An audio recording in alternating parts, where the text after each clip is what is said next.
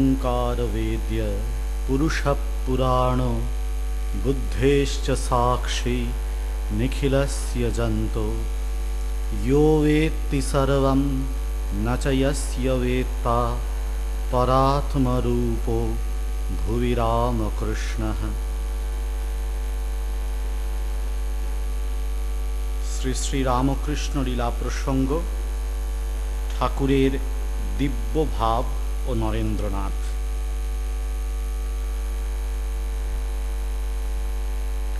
ষোড়শী পূজার অনুষ্ঠান করিয়া ঠাকুর নিজ সাধন যজ্ঞ সম্পূর্ণ করিয়াছিলেন।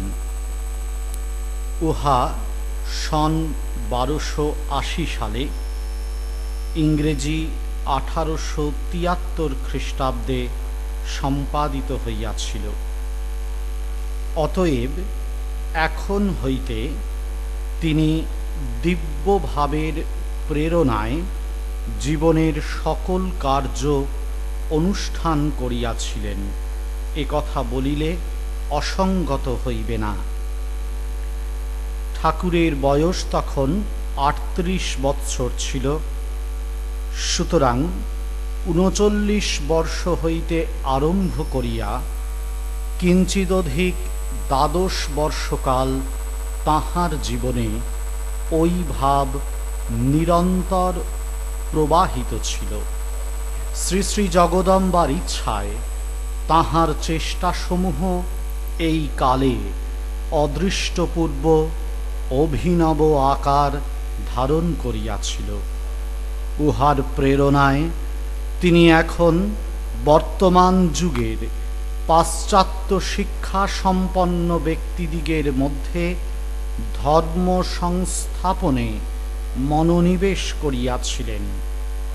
অতএব বুঝা যাইতেছে, পূর্ণ 12 বর্ষব্যাপী তপস্যার অন্তে ঠাকুর নিজ শক্তির এবং জনসাধারণের আধ্যাত্মিক অবস্থার সহিত পরিচিত হইতে 6 বৎসর কাল অতিবাহিত করিয়াছিলেন। পরে ইহকাল সর্বস্ব পাশ্চাত্য ভাবসমূহের প্রবল প্রেরণায় ভারতে যে ধর্মগ্লানি উপস্থিত হইয়াছিল, তন্নিবারণ ও সনাতন ধর্মের পুনঃপ্রতিষ্ঠাকল্পে বিশেষভাবে ব্রতী হইয়া 12 বৎসরান্তে উক্ত ব্রতের উদ্যাপন পূর্বক সংসার হইতে অবসর গ্রহণ করিয়াছিলেন। শ্রীরামকৃষ্ণের অন্যতম অন্তরঙ্গ সন্ন্যাসী পার্ষদ পরম পূজনীয় স্বামী শারদানন্দজি মহারাজ শ্রী শ্রী রামকৃষ্ণ লীলা প্রসঙ্গের পঞ্চম তথা শেষ খণ্ড বা ভাগ, এই ঠাকুরের দিব্যভাব ও নরেন্দ্রনাথ নামে লিখিত অংশে সূচনায় এই কথাগুলি বলছেন। এবং আমরা জানি যে এই খণ্ডটি লেখার আগে লীলা প্রসঙ্গকার ঠাকুরের জীবনের আরও 2টি বিশেষ ভাব সমন্বিত অংশ সম্পূর্ণ করেছিলেন। একটি তিনি নাম দিয়েছিলেন সাধক ভাব, আর একটির তিনি নাম দিয়েছিলেন গুরু ভাব।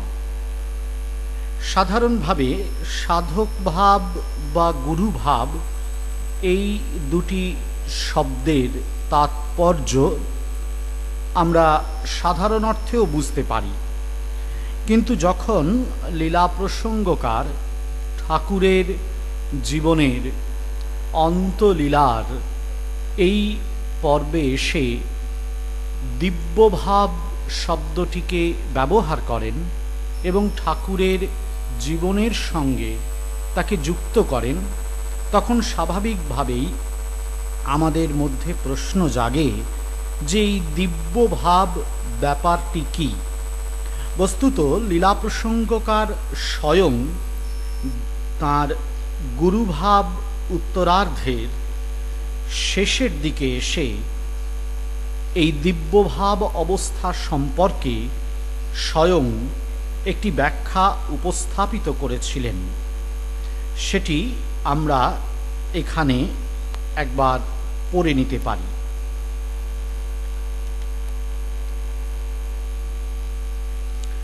লীলাপ্রসঙ্গকার লিখছেন,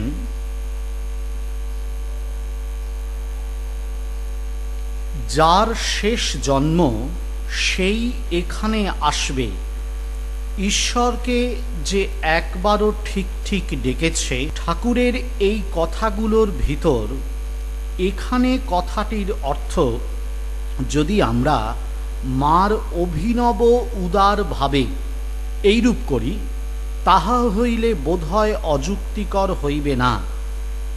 কিন্তু ওই অর্থ স্বীকার করিলেই প্রশ্ন উঠিবে, তাহারা কি জগদম্বার যতমত তত পথরূপ উদারভাবে আপনা হইতে উপস্থিত হইবে, অথবা জগদম্বা যাহাকে যন্ত্রস্বরূপ করিয়া জগতে ওই ভাব প্রথম প্রচার করিলেন, তাহার সহায়ে উপস্থিত হইবে। এ প্রশ্নের উত্তর আমাদের বোধে প্রশ্নকর্তার নিজের প্রাণে বা অপর কাহারও প্রাণে ওই ভাব ঠিক ঠিক অনুভূতি করিবার ফল দেখিয়াই করা উচিত, এবং যতদিন না ওই দর্শন আসিয়া উপস্থিত হয় ততদিন চুপ করিয়া থাকাই ভালো।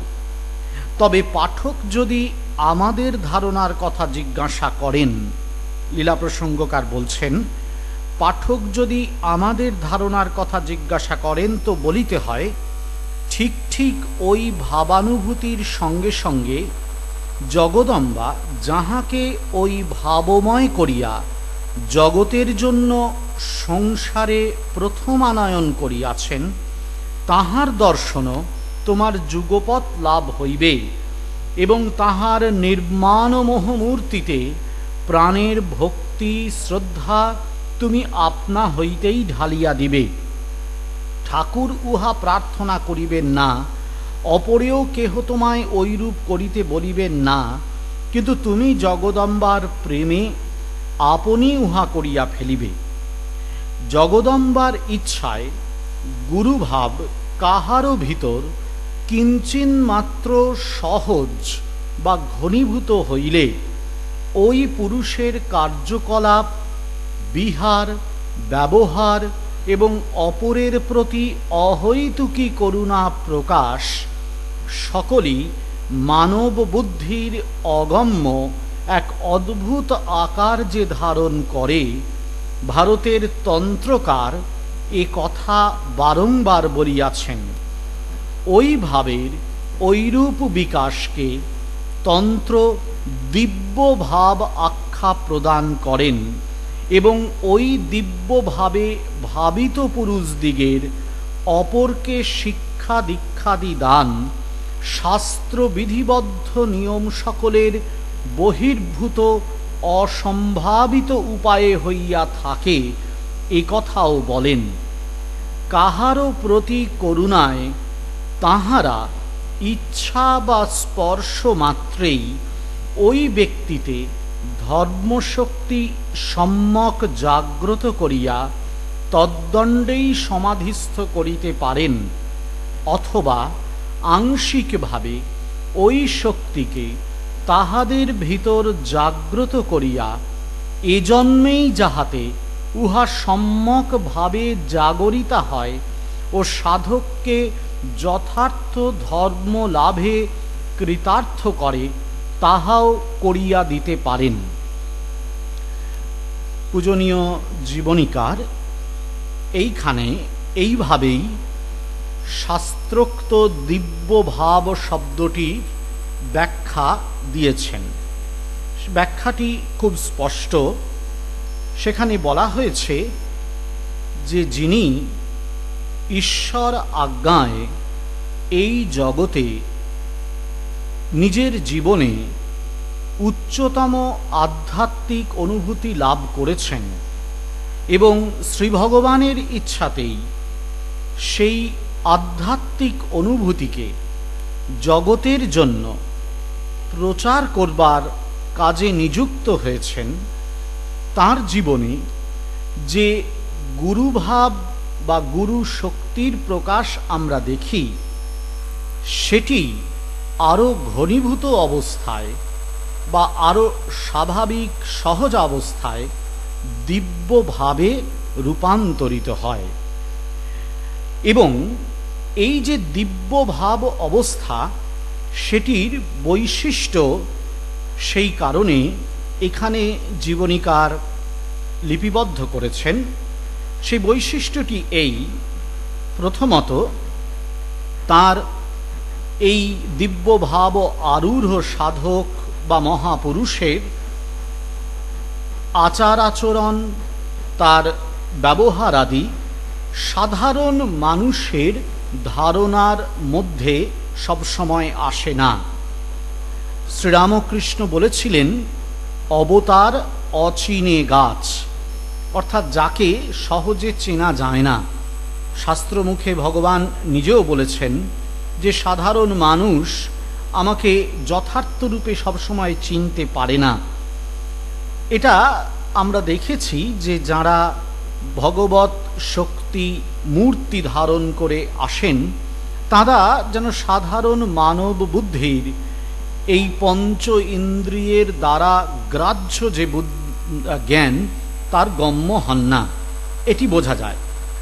সুতরাং বলা হচ্ছে যে দিব্যভাবে যে সাধক আরূঢ় হয়েছেন বা যেই পুরুষ আরূঢ় হয়েছেন, তার আচার আচরণ, তার কার্যকলাপ সাধারণ মানব বুদ্ধির দ্বারা সবসময় ধরা সম্ভব নয়, এক।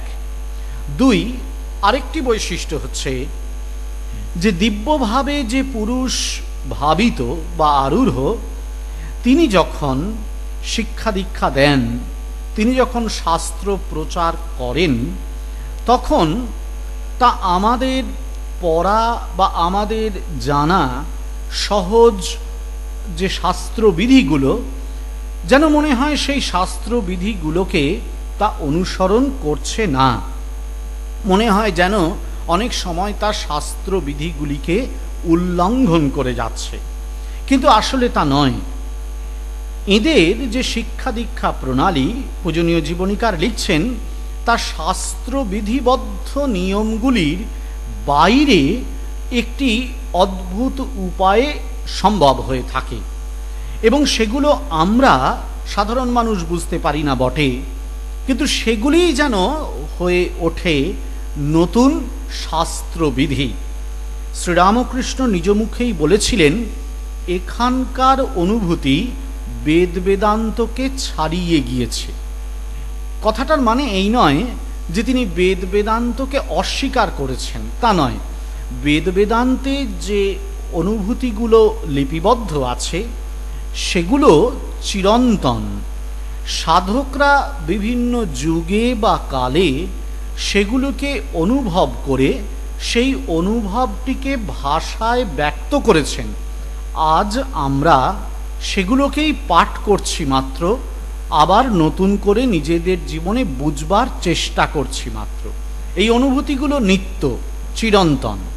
সুতরাং যখন অবতার পুরুষেরা আসেন, তখন তাদের জীবনেও যে শাস্ত্র অনুভূতিগুলো বা যে অনুভূতিগুলো তাদের জীবনে দেখা দেয়, সেগুলো হয়তো আমাদের সাধারণ মানুষের জানার বাইরে, কিন্তু সেগুলিও আসলে আধ্যাত্মিক জগতের চিরন্তন ও সর্বোচ্চ উপলব্ধিরই নানা প্রকাশ মাত্র। আমরা সেগুলিকে জানি না, তাই আমাদের মনে হয় যে এগুলো যেন বেদ বেদান্তের বাইরে, কিন্তু তা নয়। সেগুলো আছে, সেগুলো নতুনভাবে প্রকাশ করা হচ্ছে মাত্র। স্বামী বিবেকানন্দ এই কথা বলেছিলেন। সেই জন্য শ্রীরামকৃষ্ণের মতন যারা দিব্যভাবে ভাবিত পুরুষ, তাদের যে শিক্ষা দীক্ষা দান পদ্ধতি, সেগুলো আমাদের আপাত দৃষ্টিতে শাস্ত্রবিধিবদ্ধ নয় বলে মনে হয়, কিন্তু আসলে সেইগুলো যেন তৈরি করে নতুন শাস্ত্রবিধি।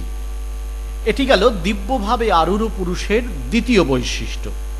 তৃতীয় বৈশিষ্ট্য হচ্ছে যে এই দিব্যভাবে ভাবিত পুরুষ ইচ্ছা বা স্পর্শ মাত্রেই কোনো ব্যক্তির মধ্যে ধর্ম শক্তিকে জাগ্রত করে দিয়ে তাকে সমাধিস্থ করে দিতে পারেন, এবং যদি তিনি মনে করেন তাহলে আংশিকভাবে ওই শক্তিকে তাদের ভিতর জাগ্রত করে এ জন্মে যাতে তারা আবার জাগ্রত, পুরোপুরি জাগ্রত হতে পারে তারও ব্যবস্থা করে দিতে পারেন।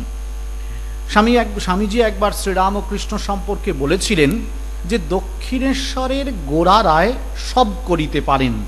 বলছেন তিনি একেবারে মাটির তাল নিয়ে যেমন তেমন ইচ্ছা, আমার মাটির তালকে নিয়ে কুমোর বা স্থপতি যেমন তাকে ইচ্ছা মতন আকার দেন, বলছেন তিনিও সেরকম আমাদের মনগুলিকে নিয়ে ইচ্ছা মতন ভেঙে চুরে তাকে নতুন আকার দান করতে পারেন। এটি হচ্ছে দিব্যভাবে ভাবিত পুরুষের আরেকটি বৈশিষ্ট্য, যে তিনি যাকে মনে করবেন ইচ্ছা মাত্রে বা স্পর্শ মাত্রে তারই মধ্যে ধর্মশক্তি জাগ্রত করে দেবেন। এবং আবার যদি তিনি মনে করেন যে কারোর জন্যে একটু পরে জাগ্রত হবে, কারোকে একটু জাগ্রত করে দিয়ে রেখে দেবেন তার কাজের জন্য, অর্থাৎ যেমন তিনি মনে করবেন তেমন করবেন। আমরা দেখেছি যে স্বামী বিবেকানন্দের ক্ষেত্রে শ্রীরামকৃষ্ণ তাই করেও ছিলেন। তিনি বলেই দিয়েছিলেন যে আপাতত চাবি দেয়া রইল, পরে যথাসময়ে স্বামীজি সেই চাবিটি খুঁজে পাবেন, চাবি দিয়ে খুলে দেওয়া হবে ট্রেজার হাউসটা। যাই হোক, শ্রীরামকৃষ্ণ জীবনেও এই ঘটনাগুলো আমরা দেখছি। তাই লীলাপ্রসঙ্গকার লিখছেন যে শ্রীরামকৃষ্ণ আসলে তার জীবনের এই অন্তলীলা পর্বে দিব্যভাবে ভাবিত বা আরূঢ় হয়েছিলেন। এই যে তিনটি বৈশিষ্ট্যের কথা জীবনীকার এখানে বলে দিলেন, সেই তিনটি বৈশিষ্ট্যের ভিতর দিয়েই শ্রীরামকৃষ্ণ জীবনের দিব্য ভাব অবস্থা ব্যক্ত হয়েছে। শ্রীরামকৃষ্ণ খুব সুন্দর বলছেন, জীবনীকার একটি জায়গায় লিখছেন, শ্রীরামকৃষ্ণ একবার বলেছিলেন, কাশীপুরের বাগানে বহুকাল ব্যাধির সহিত সংগ্রামে ঠাকুরের শরীর যখন অস্থি চর্মসার হইয়া দাঁড়াইয়াছিল, তখন তাহার অন্তরের ভাব ও শক্তির প্রকাশ লক্ষ্য করিয়া ঠাকুর একদিন আমাদিগকে বলিয়াছিলেন, মা দেখিয়ে দিচ্ছে কি যে নিজের শরীর দেখিয়ে এর ভিতর এখন এমন একটা শক্তি এসেছে যে এখন আর কাহাকেও ছুঁয়ে দিতেও হবে না, তোদের বলবো ছুঁয়ে দিতে, তোরা দিবি, তাতেই অপরের চৈতন্য হয়ে যাবে। মা যদি এবার শরীর দেখিয়ে এটি আরাম করে দেন তো দরজায় লোকের ভিড় ঠেলে রাখতে পারবি না, এত সব লোক আসবে, এত খাটতে হবে যে ঔষধ খেয়ে গায়ের ব্যথা সারাতে হবে। শ্রীরামকৃষ্ণ মজা করেই হয়তো এটি বলছেন, কিন্তু এটি খুব সুন্দর বোঝা যাচ্ছে যে দিব্যভাবে আরূঢ় ঠাকুরের জীবনের যে প্রকাশ সেটি কতটা সার্থকভাবে সম্পন্ন হতে শুরু করেছিল, সেটি এই খণ্ডে অর্থাৎ দিব্যভাব ও নরেন্দ্রনাথ এই খণ্ডে জীবনীকার লিপিবদ্ধ করেছেন। জীবনীকার লিখছেন, ৩৯ বৎসর পর্যন্ত ঠাকুর সাধকের ভাবেই অবস্থান করিয়াছিলেন তাহা নহে, গুরু নেতা বা সংস্থাপকের পদবী স্বভাবত গ্রহণপূর্বক যাহারা মানবের হিত সাধন করিয়া চিরকালের নিমিত্ত জগতে পূজ্য হইয়াছেন, বাল্যকাল হইতেই তাহাদিগের জীবনে ওই সকল গুণের স্ফূর্তি দেখিতে পাওয়া যায়। সেই জন্য ঠাকুরের জীবনে বাল্যকাল হইতে আমরা ওই সকল ভাবের পরিচয় পাইয়া থাকি। যৌবনে সাধনকালে উহাদের প্রেরণায় তিনি অনেক কার্য সম্পন্ন করিয়াছেন একথা বুঝিতে পারি, এবং সাধনাবস্থার অবসানে তাহার ৩২ বৎসর বয়সে শ্রীযুত মথুরের সহিত তীর্থ পর্যটনকালে এবং পরে উহাদিগের সহায়ে প্রায় সকল কার্য করিতেছেন ইহা দেখিতে পাই। অতএব সন 1281 সাল বঙ্গাব্দ হইতে তাহাতে দিব্যভাবের প্রকাশ এবং তাহার ধর্ম সংস্থাপন কার্যে মনোনিবেশ বলিয়া যে এখানে নির্দেশ করিতেছি, তাহার কারণ এখন হইতে তিনি দিব্যভাবের নিরন্তর প্রেরণায় পাশ্চাত্যের জড়বাদ ও জড় বিজ্ঞানমূলক যে শিক্ষা ও সভ্যতা ভারতে প্রবিষ্ট হইয়া ভাবাপন্ন করিয়া সনাতন ধর্মমার্গ হইতে দূরে লইয়া যাইতেছিল, তাহার বিরুদ্ধে দণ্ডায়মান হইয়া ইংরেজি শিক্ষা সম্পন্ন ব্যক্তিদিগের মধ্যে ধর্মের প্রতিষ্ঠাকল্পে সর্বদা নিযুক্ত থাকিয়া জনসাধারণের জীবন ধন্য করিয়াছিলেন। ঠাকুরের জীবনে দিব্যভাবের এই প্রকাশের প্রেক্ষাপট এবং বাস্তব তাৎপর্যটিকে লীলাপ্রসঙ্গকার এখানে প্রকাশ করছেন। তার মনে হয়েছে যে শ্রীরামকৃষ্ণ জীবনে দিব্যভাব যে শেষ পর্যায়ে প্রকাশ হয়েছিল বলে বলা হচ্ছে, তার কারণ এই যে এই পর্যায়েই তিনি নতুন যুগের নতুন ভাবের সঙ্গে যেন একটা যুদ্ধ ঘোষণা করেছিলেন। স্বামীজি শ্রীরামকৃষ্ণের একটি স্তোত্রে খুব সুন্দর লিখেছেন, শক্তি সমুদ্র সমুত্থতরঙ্গম দর্শিত প্রেম বিজৃম্ভিত রঙ্গম সংশয় রাক্ষস নাশ মহাস্ত্রম ইয়ামি গুরুম শরণম ভববৈদ্যম।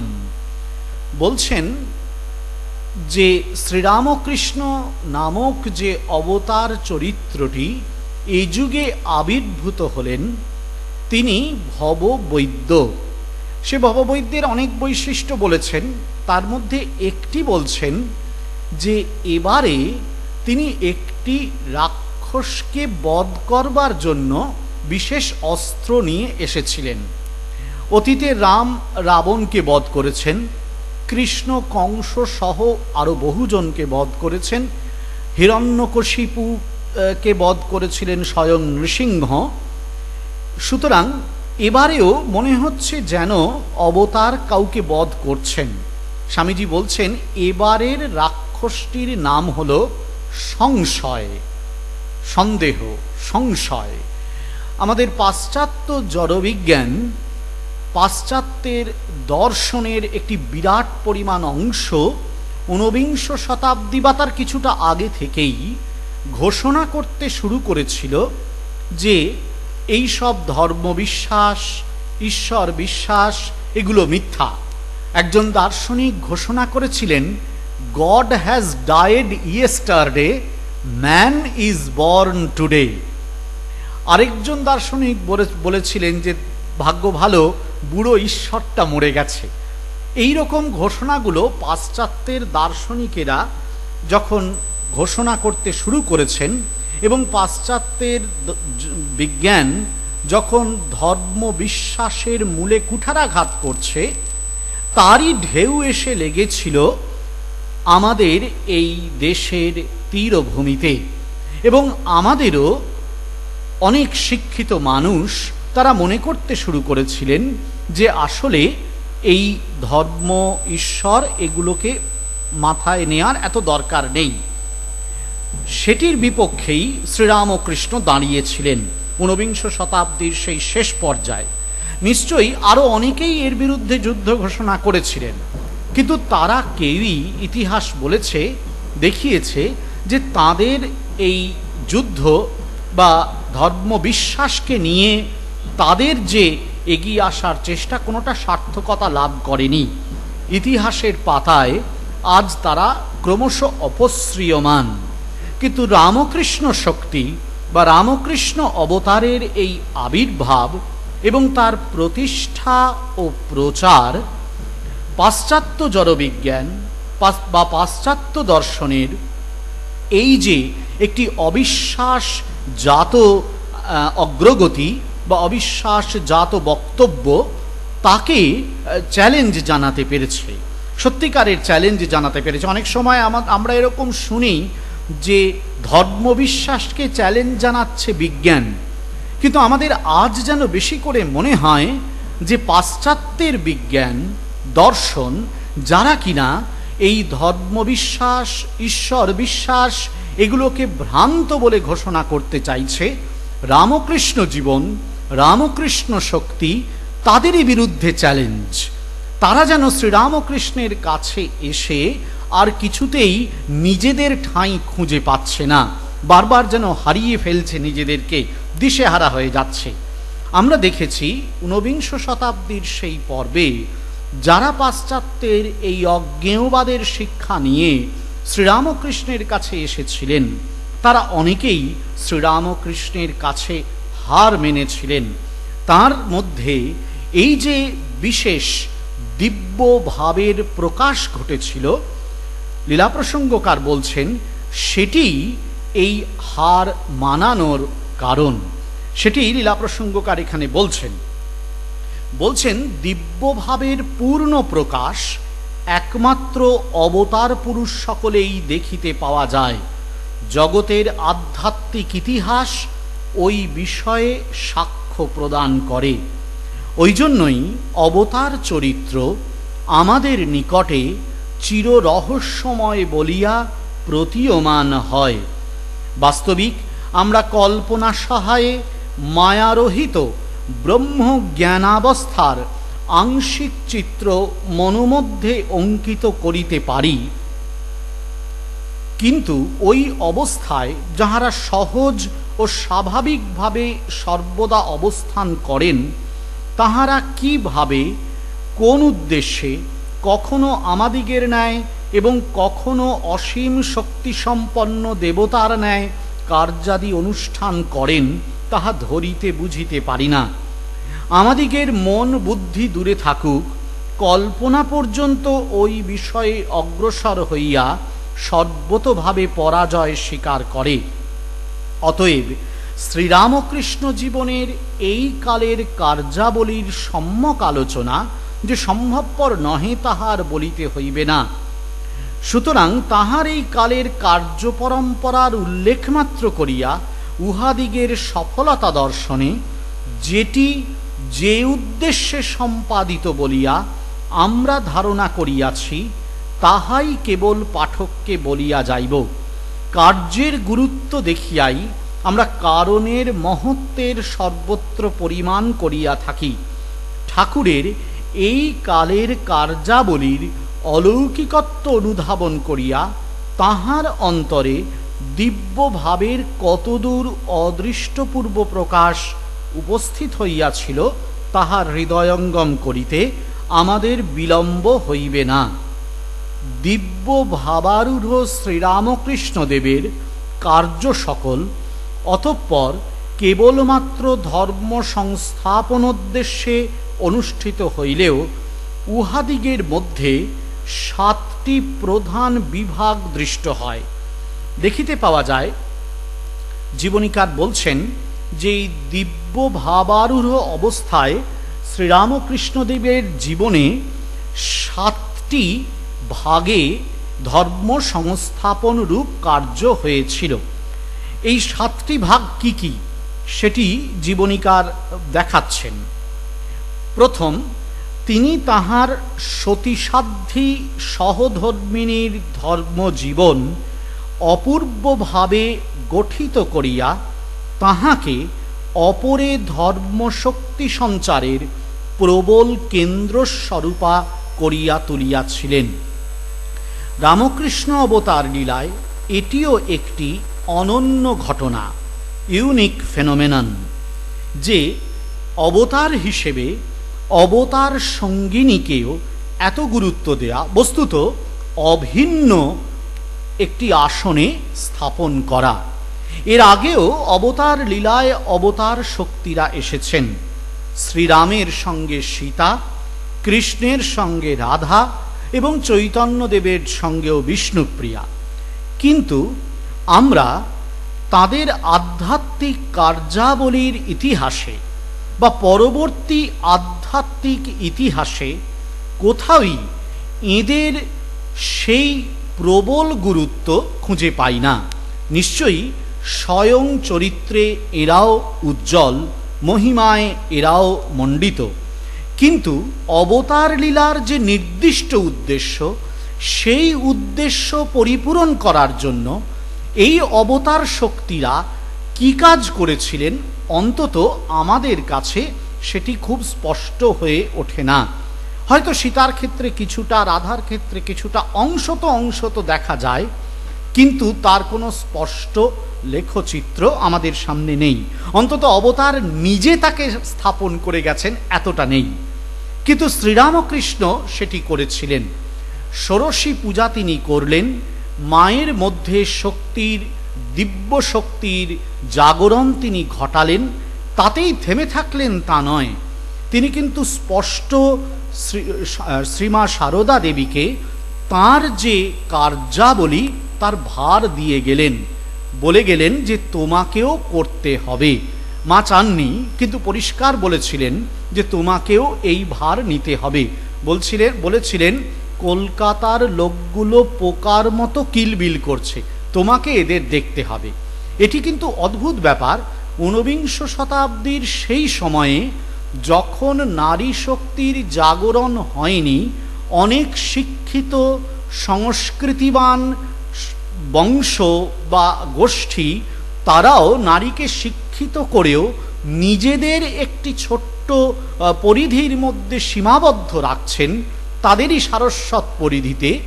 এটা যখন কলকাতার ইতিহাস বা বাংলার ইতিহাস, তখন শ্রীরামকৃষ্ণ মাকে একটি বিরাট ধর্ম আন্দোলনের কেন্দ্রে বসিয়ে দিয়ে যাচ্ছেন, জোর করে বসিয়ে দিয়ে যাচ্ছেন। এবং আমরা দেখেছি পরবর্তীকালে শ্রীমা সারদা দেবীকে এই ধর্মান্দোলনের অন্য যারা নেতা তারাও গ্রহণ করেছেন, মেনে নিয়েছেন, সংঘ জননী আখ্যা দিয়েছেন। এটি শ্রীরামকৃষ্ণই করে গেলেন। মাতৃভাব প্রচার ও প্রতিষ্ঠা ছিল তার উদ্দেশ্য, এবং এই মাতৃভাব প্রচার ও প্রতিষ্ঠার মাধ্যমেই জগৎ তার মুক্তির নতুন পথ খুঁজে পাবে। এই অবতার লীলায় এটিই ছিল দেখাবার একটি জায়গা। সেটির জন্যই তিনি এই প্রথম কাজটি করেছেন তার দিব্য ভাব আরূঢ় অবস্থায়। দ্বিতীয়, শারদানন্দজি মহারাজ লিখছেন, উচ্চাদর্শে জীবন পরিচালিত করিয়া যে সকল ব্যক্তি তৎকালে কলিকাতা মহানগরীতে ধর্ম বিষয়ে নেতা বলিয়া পরিগণিত হইয়াছিলেন, তাহাদিগের সহিত সাক্ষাৎপূর্বক নিজ আধ্যাত্মিক শক্তি সহায়ে তাহাদিগের জীবন সর্বাঙ্গ সম্পূর্ণ করিতে সচেষ্ট হইয়াছিলেন।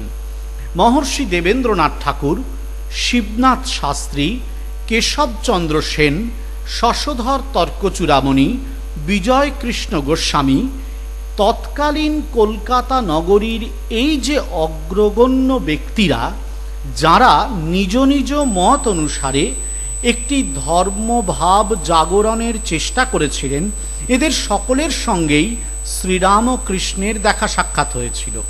এবং এরা প্রত্যক্ষত কেউ স্বীকার করেছেন, সবাই স্বীকার করেননি, কিন্তু পরবর্তীকালের ঐতিহাসিক ও গবেষকরা দেখিয়ে দিয়েছেন যে এরা প্রত্যেকেই শ্রীরামকৃষ্ণের সংস্পর্শে এসে সমৃদ্ধ হয়েছেন, পরিপূর্ণতা পেয়েছেন। যদি না কেশব সেন, যদি না শিবনাথ শাস্ত্রী, যদি না বিজয় কৃষ্ণ গোস্বামী রামকৃষ্ণ জীবনের সংস্পর্শে আসতেন, তাহলে তারা একটি বিলুপ্ত ধর্ম সংঘের নিষ্ফল নেতারূপে আমাদের ইতিহাসে লিপিবদ্ধ হয়ে থাকতেন। তা যে হননি, এখনো যে তাদের অনেকে মনে করে, এখনো যে তাদের কথা ইতিহাস নতুনভাবে আলোচনা করে, তার কারণ শ্রীরামকৃষ্ণ। শ্রীরামকৃষ্ণকে কেন্দ্র করেই তাদের জীবনের মূল্যায়ন আজ নতুন নতুনভাবে হচ্ছে, করার চেষ্টা হচ্ছে আজও। এবং সেটি তারা নিজেরাও জীবনে তাদের নিজেদের জীবদ্দশাতে উপলব্ধি করেছিলেন। তৃতীয়, দক্ষিণেশ্বরে সমাগত সর্ববিধ সম্প্রদায়ের পিপাসু ব্যক্তি সকলকে ধর্মালোক প্রদানে পরিতৃপ্ত করিয়াছিলেন। দক্ষিণেশ্বরে সেই সময়ে কত ধরনের মানুষ এসেছিল, কত সম্প্রদায়ের মানুষ এসেছিল সেটি লক্ষ্য করার মতন। কেবলমাত্র যে নরেন্দ্রনাথ বা রাখাল বা তারক এদের মতনই ইয়াং ছেলেরা এসেছিল তা তো নয়। আবার কেবল যে রামচন্দ্র দত্ত, গিরিশ ঘোষ এদের মতন প্রবীণ শিক্ষিত ব্যক্তিরা এসেছিলেন তাও নয়। বিচিত্র সম্প্রদায়ের মানুষেরা এসেছিলেন, গোবিন্দ এসেছিলেন, রামায়িত সাধু এসেছিলেন, তারও আগে সব শাস্ত্রজ্ঞ পণ্ডিতেরা এসেছিলেন এবং বিভিন্ন ধর্ম সম্প্রদায়ের পণ্ডিতরা তখন আসতেন। তাদের সঙ্গেও শ্রীরামকৃষ্ণের জীবনের যে মিলন ঘটেছিল তাতে তারা সমৃদ্ধ হয়েছিলেন। তাদের জীবনে ধর্ম অনুভূতিতে বা আধ্যাত্মিক আচরণে যে অপূর্ণতাগুলো ছিল সেগুলো শ্রীরামকৃষ্ণ জীবনের সংস্পর্শে এসে পূর্ণতা পেয়েছিল। বস্তুত সেটি যদি না পেত তাহলে এই সব জীবনগুলোও কিন্তু ধর্মভাব জাগিয়ে রাখতে পারত না। তার কারণ ঊনবিংশ শতাব্দীর এই নাস্তিক বা জড়বাদী যে বিজ্ঞান ও দর্শন আমাদের কলকাতা বা বাংলাকে ছেয়ে ফেলছিল, তার বিপক্ষে লড়াই করার মতন সামর্থ্য এদের হয়তো ব্যক্তিগত স্তরে ছিল না। অবতার পুরুষের সংস্পর্শেই এরা নিজেদের অপূর্ণতাটিকে দূর করতে পেরেছিলেন এবং তার ফলে তাদের জীবনও অনেক বেশি সমৃদ্ধ হয়েছিল। 4, যোগদৃষ্টি সহায়ে পূর্ব পরিদৃষ্ট ব্যক্তিগণকে নিজ সকাশে আগমন করিতে দেখিয়া অধিকারী ভেদে শ্রেণীবিভাগ পূর্বক তাহাদের ধর্ম জীবন গঠন করিয়া দিতে চেষ্টা করিয়াছিলেন। এটি শ্রীরামকৃষ্ণের আরেকটি বড় কাজ। যারাই তার কাছে এসেছিল তাদের সবার জন্য তিনি একই উপদেশ ধরে রাখেননি। নিজেই বলতেন, মা জানেন কার পেটে কি সয়, অথবা বলতেন কোন হাঁড়ির মুখে কোন সরা লাগে সেটি গিন্নি জানেন। অর্থাৎ তিনি জানতেন কার জন্য কি দরকার। তিনি আগে থেকেই দেখেছিলেন তার কাছে যারা আসছে তারা কারা। এই যারা এলো তাদেরকে তিনি অধিকারী ভেদে শ্রেণী বিভাগ করে নিয়েছিলেন। একদলকে গৃহস্থ ভক্ত হিসেবে নির্দিষ্ট করলেন, তাদের জন্য তার উপদেশাবলী একরকম হলো। আবার আরেক দলকে অন্তরঙ্গ বললেন, আপনার জন বললেন, তাদের জন্য আবার তার উপদেশাবলী আরেক রকম হলো।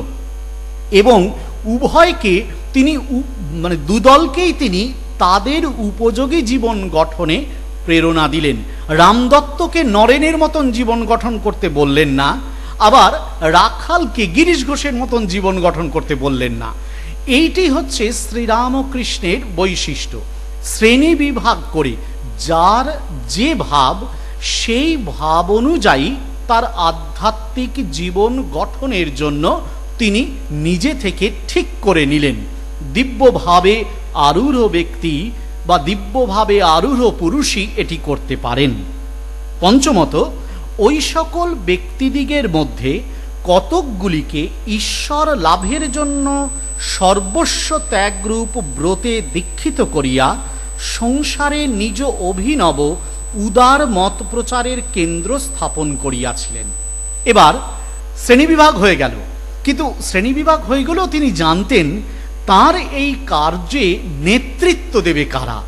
সেই নেতৃত্ব দানের জন্যে তিনি নির্দিষ্ট করলেন অন্তরঙ্গ সংসারে ত্যাগব্রত পালন করবে এমন কয়েকজনকে। তাদেরকে আলাদা করে বেছে নিয়ে তাদের মধ্যে সন্ন্যাসের আদর্শকে উদ্দীপ্ত করে এবং তাদেরই মধ্যে তার যে অবতার লীলার ভাবী কার্য, সেই কার্যের যাবতীয় ব্যাখ্যা ও পথ তিনি বলে প্রতিষ্ঠা করে বুঝিয়ে দিয়ে গেলেন। এবার তারা সেটাকে বহন করে নিয়ে চলবে, এটি করে গেলেন। ষষ্ঠত, কলিকাতা নিবাসী নিজ ভক্তগণের বাটিতে পুনঃপুন আগমন পূর্বক ধর্মালাপ ও কীর্তনাদি সহায়ে তাহাদিগের পরিবারবর্গের এবং পল্লীবাসীগণের জীবনে ধর্মভাব বিশেষভাবে প্রদীপ্ত করিয়াছিলেন।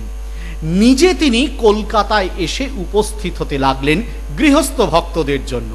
একদল তো সন্ন্যাসীদের তিনি তৈরি করছেন ত্যাগব্রতে যারা উদ্দীপিত হবে, কিন্তু আরেক দল তো পড়ে রইল যারা কেল্লার মধ্য থেকে যুদ্ধ করবে। শ্রীরামকৃষ্ণ বলছেন যে তাদেরও তো যুদ্ধটা করতে হবে, সেই যুদ্ধটা তো শেখাতে হবে তাদেরকেও, এবং সেই জন্যে তিনি নিজে উপস্থিত হচ্ছেন তাদের বাড়িতে, তাদের গৃহগুলোকে করে তুলছেন মন্দির, তাদের বাড়িতে এসে সেখানেই ধর্মভাবের বন্যা বইয়ে দিয়ে যাচ্ছেন, সেটিকে তারা ধরে রাখবে, সেই গৃহগুলো তীর্থ হয়ে উঠবে।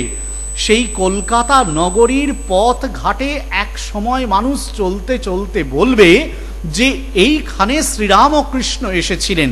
এপাশে ওপাশে তাকাতে তাকাতে ভাববে এই বাড়ির কত জায়গায় না রামকৃষ্ণ পদধূলি পড়ে ধন্য হয়ে আছে, তীর্থ হয়ে আছে।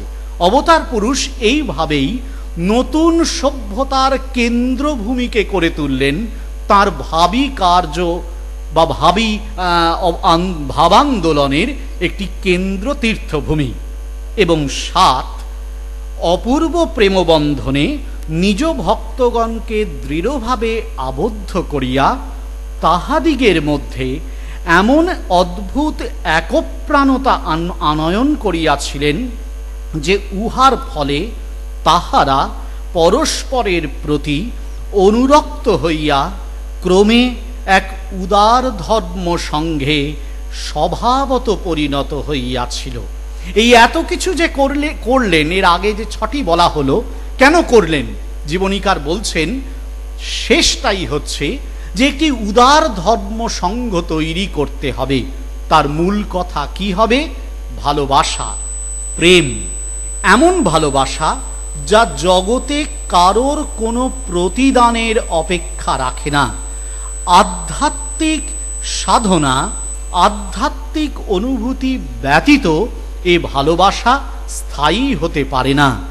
স্বামীজি পরবর্তীকালে বলেছিলেন তিনি একমাত্র ভালোবাসিতে পারিতেন এবং জানিতেন, সংসারে অন্য সকলে ভালোবাসার ভান মাত্র করিয়া থাকে।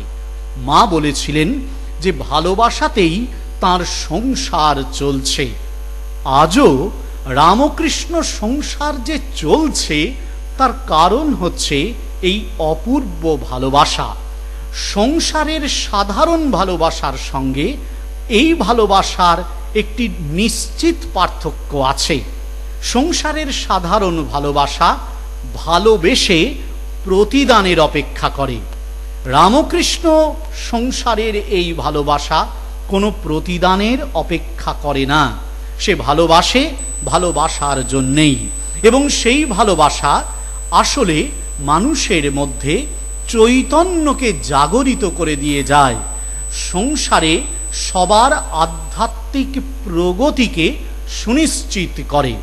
সেই কারণেই শ্রীরামকৃষ্ণ এই ভালোবাসার সূচনা করেছিলেন। তার এই বিরাট উদার ধর্ম সংঘ সন্ন্যাসী, গৃহী সকলের জন্যেই স্থাপিত। সকলেই এখানে আসছেন, সকলেই এর মধ্যে অংশ নিচ্ছেন, সকলেই এর থেকে জীবনের রসদ সংগ্রহ করে নিচ্ছেন। স্বামীজি লিখেছিলেন তার একটি কবিতার শেষে, চলো প্রভু চলো তব বাধাহীন পথে পথে ততদিন, যতদিন ওই তব মাধ্যম দিন প্রখর প্রভায় প্লাবিত না হয় বিশ্ব, যতদিন নরনারী তুলি উচ্চ শির নাহি দেখে টুটেছে শৃঙ্খল ভার, না জানে শিহরানন্দে তাহাদের জীবন নূতন। রামকৃষ্ণ দিব্যভাবে আরূঢ় হয়ে তাই আজও অবস্থান করছেন, আজও আমাদের ডাকছেন, আজও অপেক্ষা করে আছেন। তার ইচ্ছা মাত্রে, স্পর্শ মাত্রে আমাদের এই ভেতরের অজ্ঞান দূর করে চৈতন্য জাগরিত করে দেওয়ার জন্য। স্বামীজি বলেছিলেন চৈতন্য চরিতামৃতের, চৈতন্য ভাগবতের দুটি পংক্তি উদ্ধার করে, অদ্যাবধি প্রেমলীলা করেন গৌর রায়, কোনো কোনো ভাগ্যবানে দেখিবারে পায়। যারা তাকে দেখতে পায়, এই দিব্য ভাবের স্পর্শ পায়, তারা ধন্য হয়ে যায়, তারা কৃতার্থ হয়ে যায়। আমরা প্রার্থনা করি আজকের এই পুণ্য দিনে ভগবান শ্রীরামকৃষ্ণ তাঁর দিব্যভাবে আরূঢ় থেকে আমাদেরকেও যেন তাঁর এই প্রেমলীলায় সাথী করে নেন। ওম শান্তি শান্তি শান্তি। হরি ওম তৎসৎ। শ্রীরামকৃষ্ণার্পণমস্তু।